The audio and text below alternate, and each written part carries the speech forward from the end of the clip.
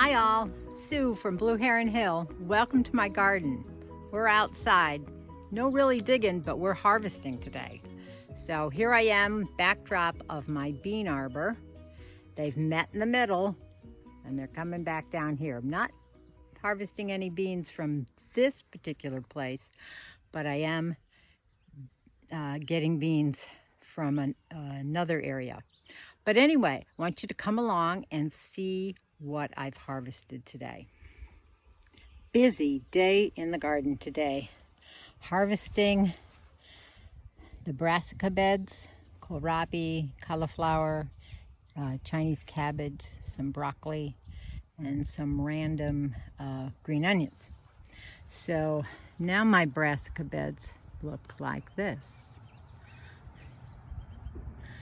So I just have a few broccolis and cauliflowers in the second half of this bed, both beds, letting those go until they mature. I have sweet potatoes planted in here. They're probably going to love it now that they get to spread out. And I'll have a late crop of sweet potatoes, hoping they take off very nicely in this bed, because this may be the bed that I plant sweet potatoes in next year. I kept the netting over the brassicas here. You still have those cabbage moths that can lay their eggs. These are cauliflower in here, and they aren't quite mature enough. They're just starting to head way down deep in there. I'm hoping I can get something before too much hot weather of July hits. The field of pumpkin feed bags are doing well. They're starting to spill over into the yard. I'm going to put some straw down where they start fruiting on the ground. This one here, this is a watermelon, sugar baby watermelon, and it is taking off in all directions. No fruit that I can see of as yet, but there are a couple female flowers on it. So we get those pollinators in there, we're going to have fruit. This is a pumpkin here. This is a honey nut squash. Got some yellowing going on these plants. I'm not really sure what. I got to go check and see what kind of help I can give them. That's a zucchini. There are a couple little female flower buds on that one.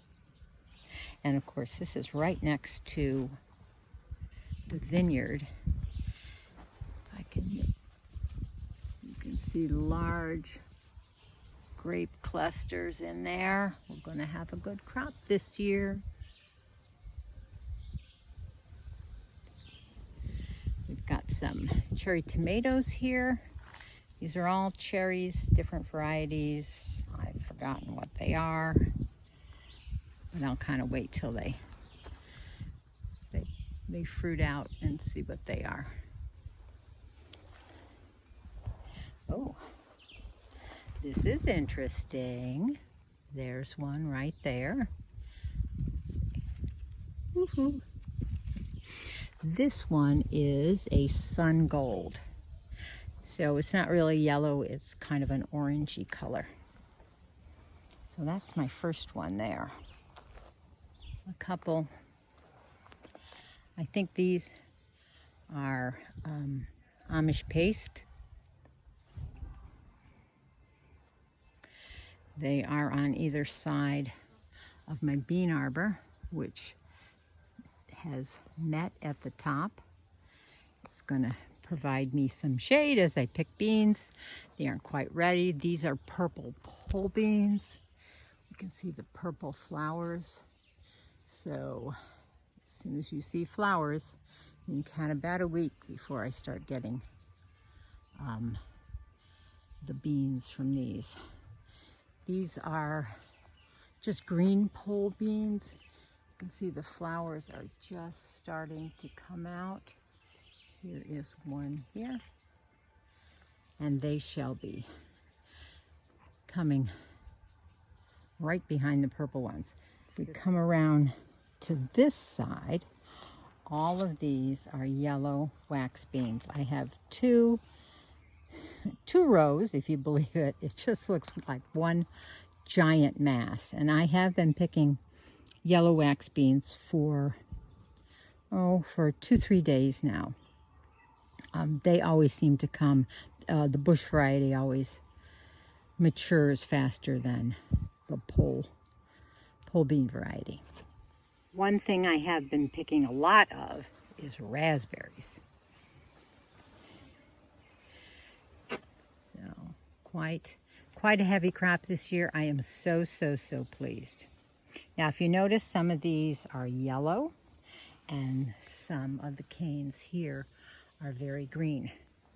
Now, the ones that are bearing fruit right now, this will be their last hurrah, so to speak.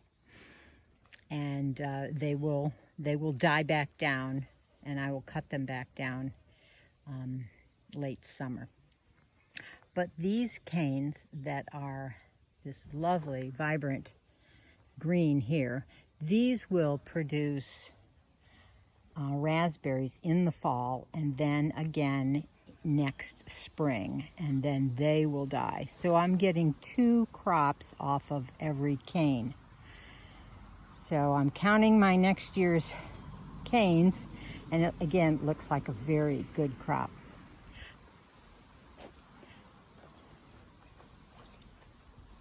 I have to pick today. I didn't pick yesterday because it rained.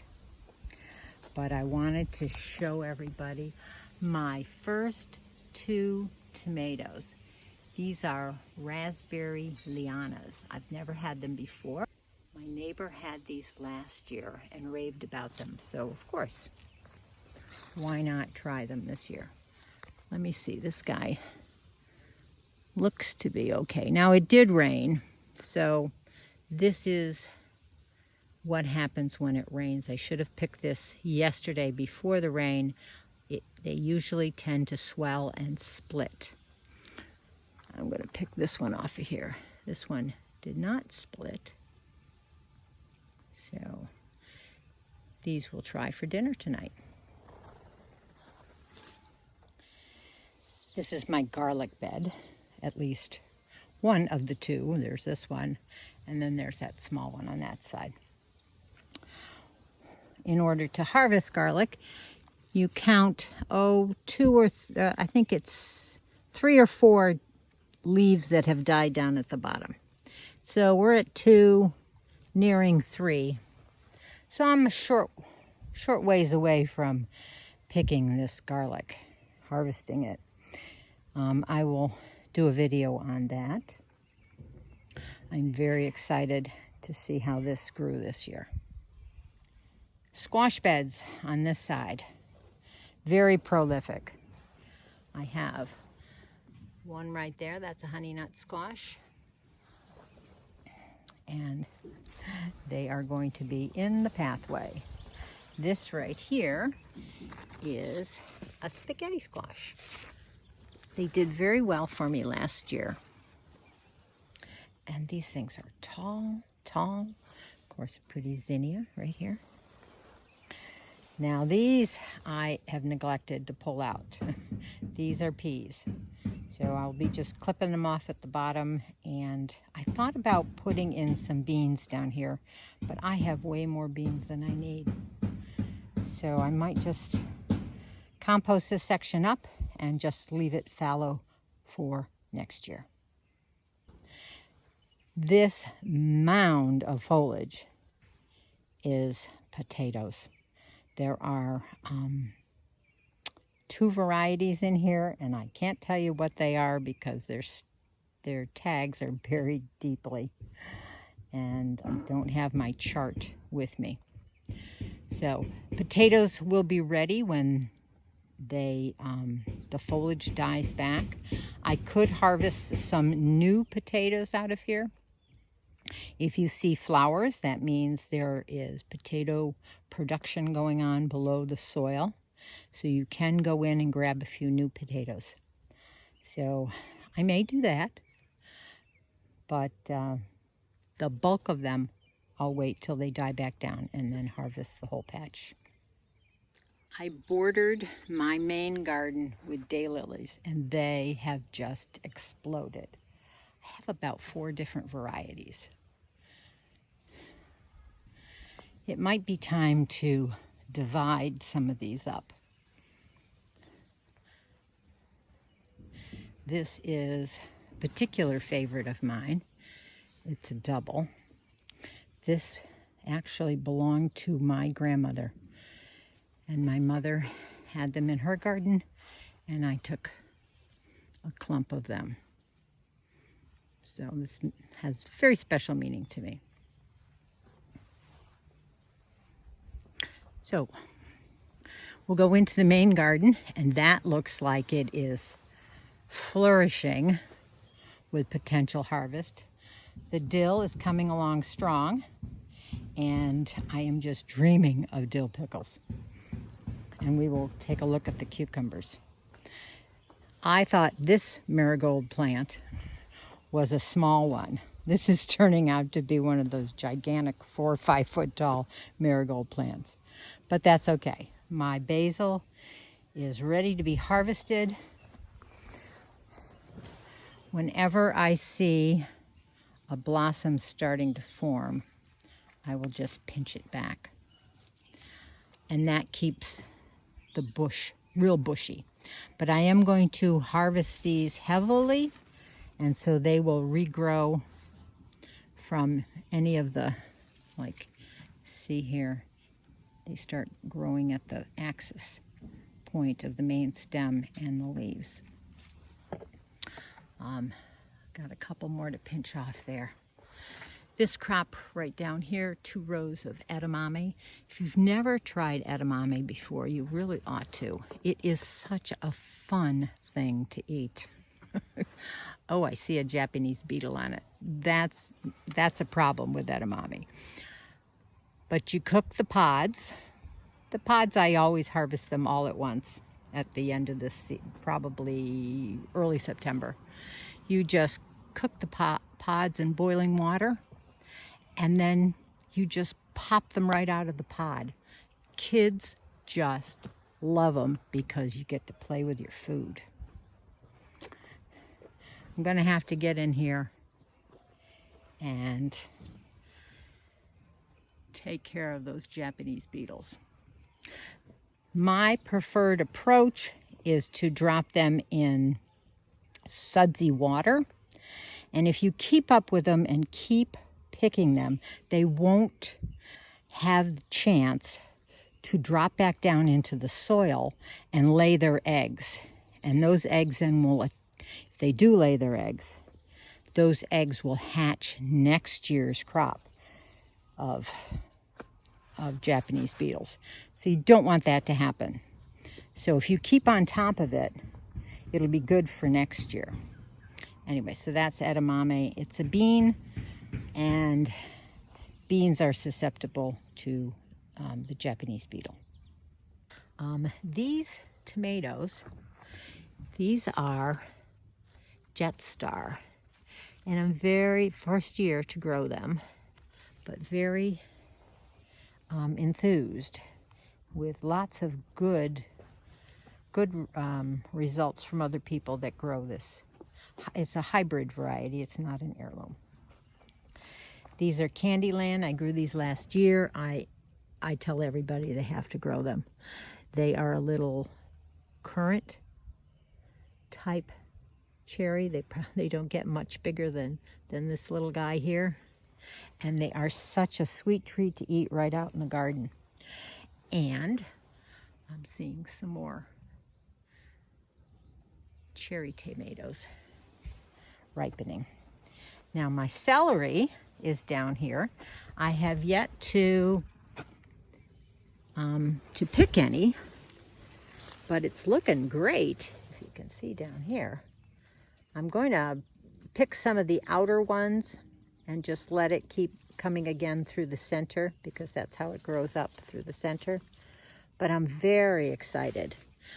I have an insane amount of celery. I have, upwards of 20 plants here. I had started them indoors. I started 12 of them. They didn't come up, so I started another 12. Well, as soon as you do start another 12, the first 12 come up. So I had a good 24 to start. A few did not make it out in the garden when I transferred them out, but they are doing well. I see somebody. This is a cucumber, and we need to push him back up on his trellis so he stays growing up. And I probably should prune the cucumbers because they are rather out of control. There's my first one. It's looking great. These are a pickling cucumber. Oh, no. Here's one. Perfect size. Perfect size for pickling. I'm going to snap him off. There we go. It will make a lovely dill pickle. Okay, in the pouch. Oh, boy, am I wrong. Look what we got here on the other side. Look what we got here on the other side. I'm going to have to get out here. We did have this rain, so I think they probably all... Oh, there we go. Another one. There we go, in my pouch. 3 cucumbers and 2 tomatoes. And my guess is there are more. Since I'm doing dill pickles with these, I like to pick them often, young and often. And I can pickle them whole or just sliced. I don't like the big ones. They get really seedy. Doesn't make a good firm dill pickle. But this variety here is called Alibi. I think I get it from Park Seed.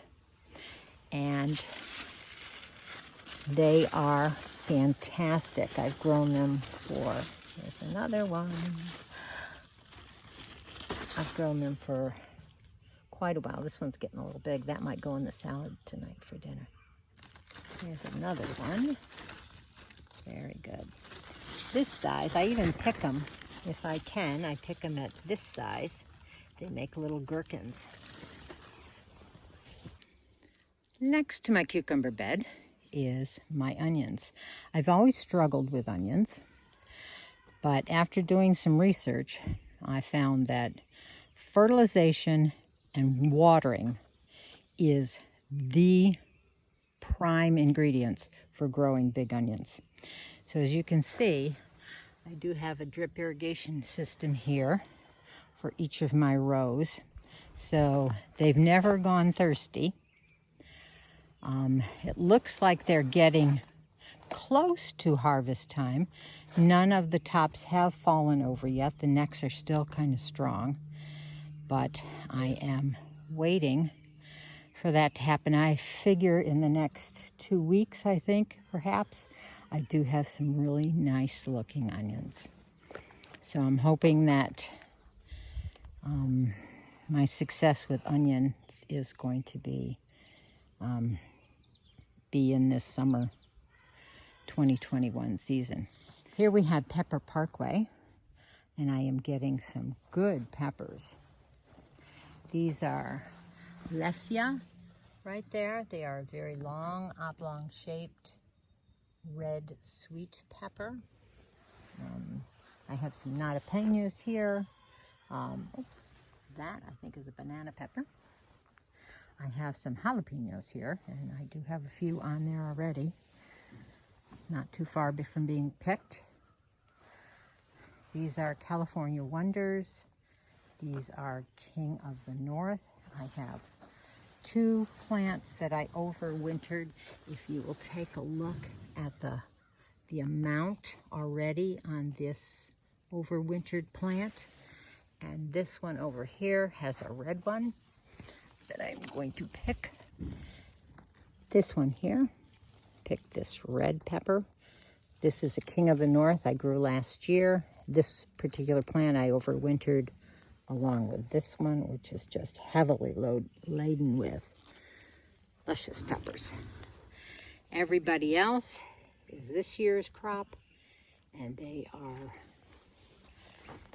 getting some nice peppers on them. I love coming down close to eye level with these luscious peppers. Oh, I think that's a zinnia coming up from seed. Anyway, nice crop of peppers this year against the backdrop of quite a heavy crop of tomatoes. Thanks for coming along with me today. A little garden tour video, and there'll be lots more. I know everybody out there is harvesting away. This is getting to be almost peak time. There's always something in the garden to bring into the kitchen and find innovative ways of using them. If you haven't already, subscribe. If you like this video, give me a thumbs up. It helps.